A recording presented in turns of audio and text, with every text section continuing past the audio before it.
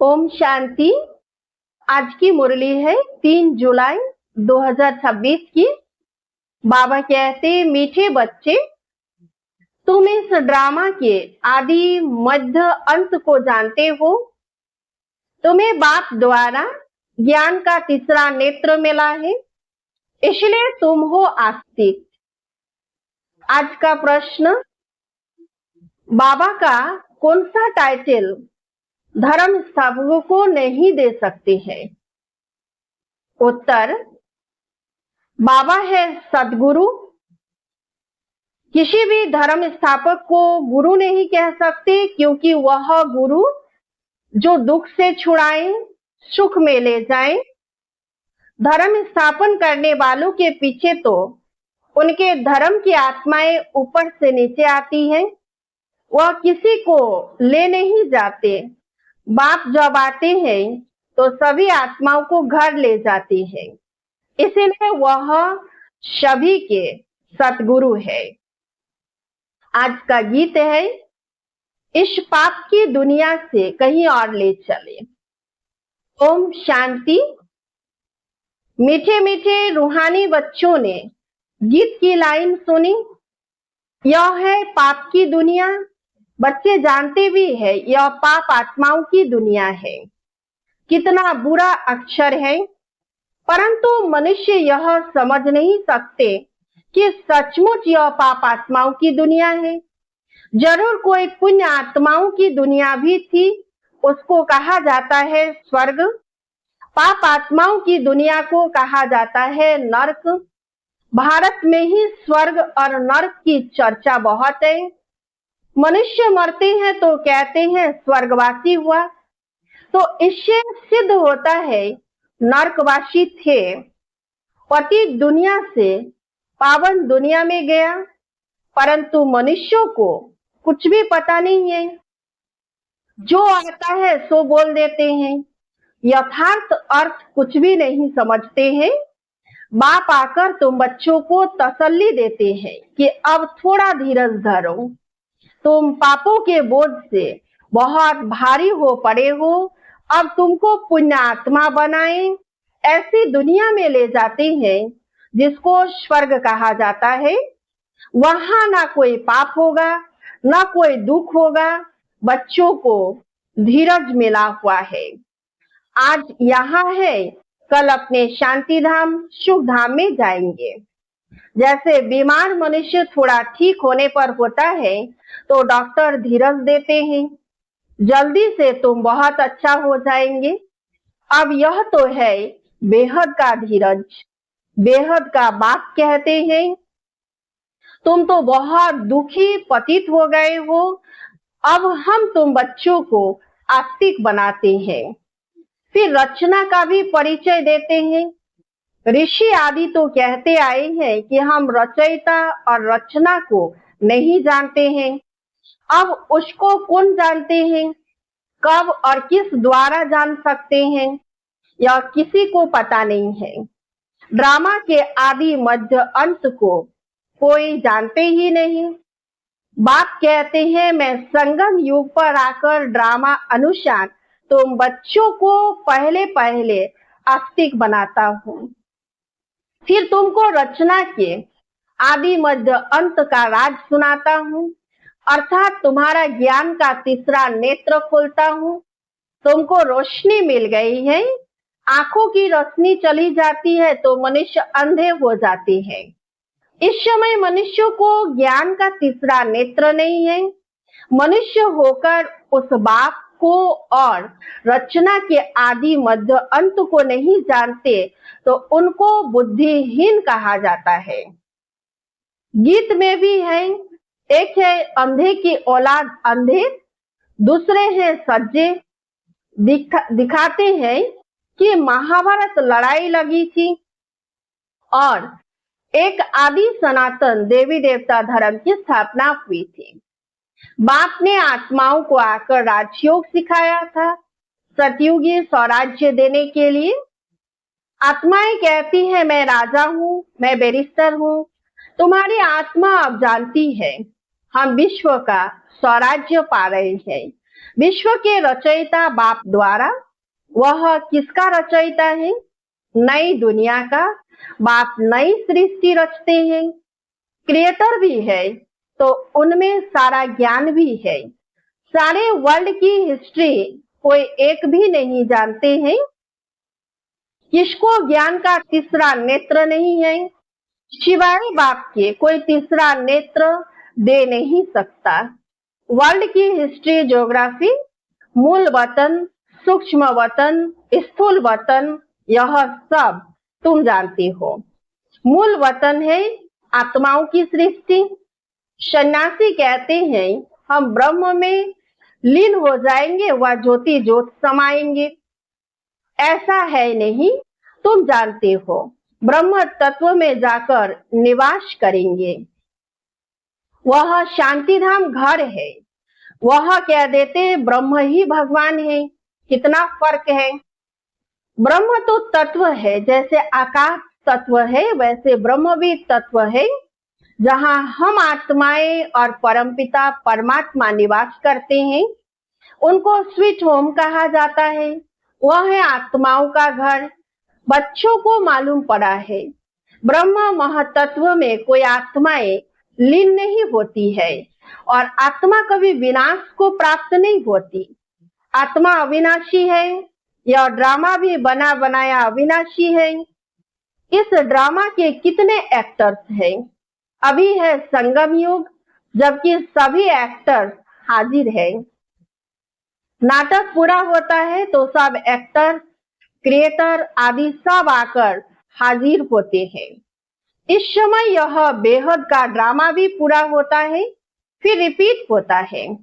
उन हद के नाटकों में चेंज हो सकती है, ड्रामा पुराना हो जाता है। यह तो बेहद का ड्रामा अनादि अविनाशी है। बाप त्रिकालदर्शी, त्रिनेत्री बनाते हैं। देवताएं कोई त्रिकालदर्शी नहीं होते हैं, न शूद्र वर्ण वाले त्रिकालदर्शी होते हैं। त्रिकालदर्शी तो सिर्फ तुम ब्राह्मण वर्ण वाले हो। जब तक ब्राह्मण न बने तब तक तीसरा नेत्र ज्ञान का मिल न सके। तुम झाड़ के आदि मध्य अंत को, सभी धर्मों को भी जानते हो। तुम भी मास्टर नॉलेजफुल हो जाते हो। बाप बच्चों को आप समान बनाएंगे ना। ज्ञान का सागर तो एक ही बाप है, जो सभी आत्माओं का बाप है। सभी बच्चों को आस्तिक बनाए, त्रिकालदर्शी बनाते हैं। अब तुम बच्चों को सबको यह कहना है कि शिव बाबा आया है, उनको याद करो। जो आस्तिक बनते हैं वह बाप को अच्छी रीति प्यार करते हैं। तुम्हारे ऊपर बाप का भी प्यार है, तुमको स्वर्ग का वर्षा देते हैं। गाया हुआ है कि विनाश काले विपरीत बुद्धि विनशंति और विनाश काले प्रीत बुद्धि विजयंती। गीता में कोई कोई अक्षर सच्चे हैं। श्रीमद् भगवद गीता है सर्वोत्तम शास्त्र, आदि सनातन देवी देवता धर्म का शास्त्र। यह भी समझाया है मुख्य धर्म शास्त्र है ही 4, और जो भी धर्म वाले हैं वह आते ही है सिर्फ अपने धर्म की स्थापना करने। राजाई आदि की बात नहीं, उनको गुरु भी नहीं कह सकते। गुरु का तो काम ही है वापस ले जाना। इब्राहिम, बुद्ध, क्राइस्ट आदि तो आते हैं, फिर उनके पिछाड़ी उनकी वंशावली भी आती है। गुरु वह जो दुख से छुड़ाए और सुख में ले जाए। वह तो सिर्फ धर्म स्थापन करने आते हैं। यहाँ तो बहुतों को गुरु कह देते हैं। ब्रह्मा, विष्णु, शंकर को भी गुरु नहीं कह सकते। एक शिव बाबा ही सर्व का सदगति दाता है। पुकारते भी एक राम को है। शिव बाबा को भी राम कहते हैं। बहुत भाषाएं हैं तो नाम भी बहुत रख दिए हैं। असूल नाम है शिव। उनको सोमनाथ भी कहते हैं। सोमरस पिलाया अर्थात ज्ञान धन दिया। बाकी पानी आदि की तो बात ही नहीं। तुमको सम्मुख नॉलेजफुल ब्लिसफुल बना रहे हैं। बाप तो ज्ञान का सागर है, तुम बच्चों को ज्ञान नदियां बनाते हैं। सागर एक होता है, एक सागर से अनेक नदियां निकलती है। अभी तुम हो संगम पर। इस समय यह सारी धरती रावण का स्थान है। सिर्फ एक लंका नहीं थी, सारी धरती पर रावण का राज्य है। राम राज्य में बहुत थोड़े मनुष्य होंगे, यह सिर्फ अभी तुम्हारी बुद्धि में है। बाबा ने समझाया है, मैं 3 धर्मों की स्थापना करता हूँ, ब्राह्मण, देवता, क्षत्रिय। फिर वैश्य शूद्र वर्ण में और सभी आकर अपना अपना धर्म स्थापन करते हैं। अनेक धर्मों का विनाश भी कराते हैं। भारत में त्रिमूर्ति का चित्र भी बनाते हैं, परंतु उसमें शिव का चित्र गुम कर दिया है। शिव से ही सिद्ध होता है कि परमपिता परमात्मा शिव ब्रह्मा द्वारा स्थापना, विष्णु द्वारा पालना करते हैं। उनको कर्म करावनहार कहा जाता है। खुद भी कर्म करते हैं, तुम बच्चों को भी सिखलाते हैं। कर्म अकर्म विकर्म की गति भी समझाते हैं। रावण राज्य में तुम जो कर्म करते हो वह विक्रम बन जाता है। सतयुग में जो कर्म करते हो वह अकर्म हो जाता है। यहाँ विक्रम ही होता है क्योंकि रावण का राज्य है। सतयुग में 5 विकार होते नहीं। एक एक बात समझने की है और सेकंड में समझाई जाती है। ओम का अर्थ तो वो लोग तो बहुत विस्तार से समझाते हैं। बाप कहते हैं, ओम माना अहम आत्मा और यह मेरा शरीर। कितना सहज है। और तुम समझते हो हम सुख धाम में जा रहे हैं। श्री कृष्ण के मंदिर को सुख धाम कहते हैं। है भी कृष्णपुरी। माताएं कृष्णपुरी में जाने के लिए बहुत मेहनत करती है।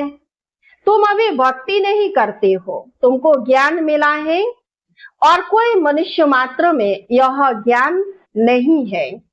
मैं तुमको पावन बनाकर जाता हूँ, फिर पतित कौन बनाते हैं यह कोई बता न सके। सब मेल अथवा फीमेल भक्तियां हैं, सीताएं हैं, सबकी सदगति करने वाला बाप है। सब रावण की जेल में है। यह है ही दुख धाम। बाप तुमको सुख धाम का मालिक बनाते हैं। ऐसे बाप को 5000 वर्ष बाद सिर्फ तुम देखते हो। लक्ष्मी नारायण की आत्मा को अब नॉलेज है। हम छोटेपन में यह यानी कृष्ण है, फिर बड़े बनेंगे, ऐसे शरीर छोड़ेंगे, फिर दूसरा लेंगे और कोई को यह नॉलेज नहीं है। बाप कहते हैं, तुम सब पार्वतियां हो। शिव बाबा तुमको अमर कथा सुना रहे हैं। अमर बनाने के लिए, अमर लोक में ले जाने के लिए। यह मृत्यु लोक है। तुम सब पार्वतियां अमरनाथ द्वारा अमर कथा सुन रही हो। तुम सच बनते हो सिर्फ बाप को याद करने से। तुम्हारी आत्मा अमर बनती है, जहां दुख की बात नहीं। जैसे सर्प एक खाल छोड़ दूसरी लेते हैं, यह सब मिसाल यहाँ के है। ब्रह्मरी का मिसाल भी यहाँ का है। तुम ब्राह्मण क्या करते हो? बिकारी कीड़ों को बदल देवता बनाते हो। मनुष्यों की ही बात है। ब्रह्मरी का तो यह एक दृष्टांत है। तुम ब्राह्मण बच्चे अभी बाप द्वारा अमर कथा सुन रहे हो। औरों को बैठ ज्ञान की भू भू करते हो, जिससे मनुष्य से देवता स्वर्ग की परी बन जाएंगे। बाकी ऐसे नहीं कि मान सरोवर में डुबकी लगाने से कोई परी बन जाएंगे। यह सब झूठ है। तुम झूठ ही सुनते आए हो। अब बाप ट्रुथ सुनाते हैं। अब बाप कहते हैं, अपने को आत्मा समझो। तुम समझते हो निराकार परमपिता परमात्मा इस मुख द्वारा सुना रहे हैं। हम इन कानों द्वारा सुन रहे हैं। आत्मा अभिमानी बनना है, फिर परमात्मा भी रियलाइज कराते हैं, मैं कौन हूँ। दूसरा कोई आत्मा अभिमानी बना न सके, शिवाय बाप के और कोई कह न सके कि तुम आत्मा अभिमानी बनो। शिव जयंती भी मनाते हैं, परंतु उनकी जयंती कैसे है यह नहीं जानते। बाप ही खुद आकर समझाते हैं, मैं साधारण बूढ़े तन में प्रवेश करता हूँ, नहीं तो ब्रह्मा आएगा कहाँ से, पतित तन ही चाहिए। सूक्ष्म वतनवासी ब्रह्मा में विराजमान होकर ब्राह्मण नहीं रचेंगे। कहते हैं मैं पतित शरीर पतित दुनिया में मैं आता हूँ, गाया हुआ है ब्रह्मा द्वारा स्थापना। फिर जिसकी स्थापना करते हैं, जो यह ज्ञान पाते हैं, वह देवता बन जाते हैं। मनुष्य ब्रह्मा का चित्र देखकर मूंझ जाते हैं, कहते हैं यह तो दादा का चित्र है, प्रजापिता ब्रह्मा तो जरूर यहाँ होगा, सूक्ष्म वतन में कैसे प्रजा रचेंगे। प्रजापिता के बच्चे हजारों ब्रह्मा कुमार कुमारियां हैं, झूठ थोड़े ही होगा। हम शिव बाबा द्वारा वर्षा पा रहे हैं, तुम बच्चों को समझाया है, वह अव्यक्त ब्रह्मा है, प्रजापिता तो साकार में चाहिए। यह पतित ही तो पावन बनते हैं, तत्वोत्तम। अच्छा, मीठे मीठे सिकिलधे बच्चों प्रति माता पिता बाप दादा का याद प्यार और गुड मॉर्निंग। रूहानी बाप की रूहानी बच्चों को नमस्ते। हम रूहानी बच्चों की रूहानी बाप दादा को याद प्यार और गुड मॉर्निंग।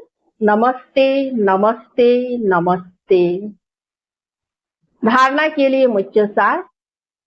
1 नंबर, आत्म अभिमानी बनकर इन कानों द्वारा अमर कथा सुननी है। ज्ञान की भू भू कर आप समान बनाने की सेवा में रहना है। 2 नंबर, बाप समान नॉलेजफुल ब्लिसफुल बनना है। सोमरस पीना और पिलाना है। आज का वरदान, माया के विघ्नों को खेल के समान अनुभव करने वाले मास्टर विश्व निर्माता भव। विस्तार से सुनते। जैसे कोई बुजुर्ग के आगे छोटे बच्चे अपने बचपन के अलवेलेपन के कारण कुछ भी बोल दे, कोई ऐसा कर्तव्य भी कर ले, तो बुजुर्ग लोग समझते हैं कि यह निर्दोष अनजान छोटे बच्चे हैं, कोई असर नहीं होता है। ऐसे ही जब आप अपने को मास्टर विश्व निर्माता समझेंगे, तो यह माया के विघ्न बच्चों के खेल समान लगेंगे। माया किसी भी आत्मा द्वारा समस्या विघ्न व परीक्षा पेपर बनकर आ जाए तो उसमें घबराएंगे नहीं, लेकिन उन्हें निर्दोष समझेंगे। आज का स्लोगन, स्नेह शक्ति और ईश्वरीय आकर्षण स्वयं में भरो तो सब सहयोगी बन जाएंगे। स्नेह शक्ति और ईश्वरीय आकर्षण स्वयं में भरो तो सब सहयोगी बन जाएंगे। अब वक्त इशारे, ज्वाला स्वरूप स्थिति में रह शक्तिशाली याद का अनुभव करो। अभी ज्वालामुखी बन आसुरी संस्कार आसुरी स्वभाव सब कुछ भस्म करो। जैसे देवियों के यादगार में दिखाते हैं कि ज्वाला से असुरों का संहार किया। असुर कोई व्यक्ति नहीं, लेकिन आसुरी शक्तियों को खत्म किया।